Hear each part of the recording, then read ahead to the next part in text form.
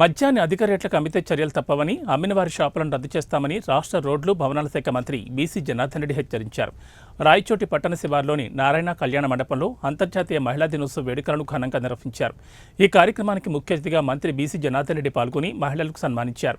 Posani కృష్ణమురళిపైన TDP ప్రభుత్వం ఎటువంటి కక్ష సాధింపు చర్యలు చేయడం లేదని, చట్టం తన పని తాను చేసుకుని పోతుందన్నారు.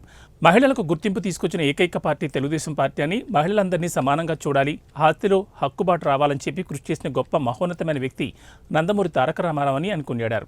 రాష్ట్రంలో మహిళలు అన్ని రంగాల్లో ముందుకు దూసుకుని వెళ్తున్నారంటే దానికి ముఖ్యమంత్రి నారా చంద్రబాబు నాయుడే కారణమన్నారు.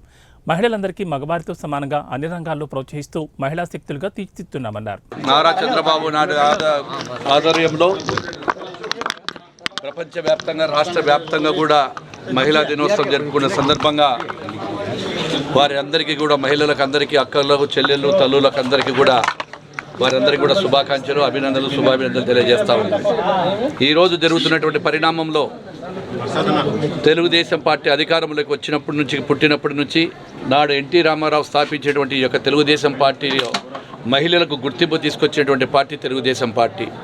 నాడు మహిళలకు అందరినీ కూడా సమానంగా చూడాలి, ఆస్తిలో హక్కుబాటు రావాలని చెప్పి నాడు ఎన్టీ రామారావు గారు కూడా చెప్పడం జరిగింది. వారి తర్వాత వచ్చినటువంటి మా యొక్క నాయకుడు శ్రీ నారా చంద్రబాబు నాయుడు గారు ఈరోజు మహిళలను ఈరోజు గౌరవం లభించింది.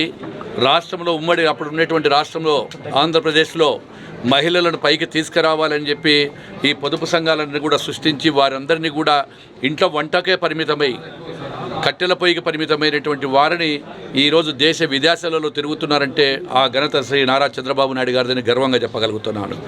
ఈరోజు రాజకీయ నాయకురాళ్ళుగా వెతుకుతూ ఉన్నారు. ఈరోజు ఎక్కడికైనా పార్లమెంటులో కానీ అటు చిన్న వ్యాపారస్తులు కానీ వ్యాపారాలు కానీ కూడా చేసుకుంటూ ఈరోజు ఎక్కడికి వెళ్ళినా కానీ కూడా మహిళలు పురుషుల కంటే ఆధిక్యతలో పురుషుల కంటే ముందంజలో ఉన్నారు. ప్రతి విషయంలో కూడా వారు అటు చదువులో కావచ్చు, ఇటు పారిశ్రామిక రంగంలో కావచ్చు, అన్ని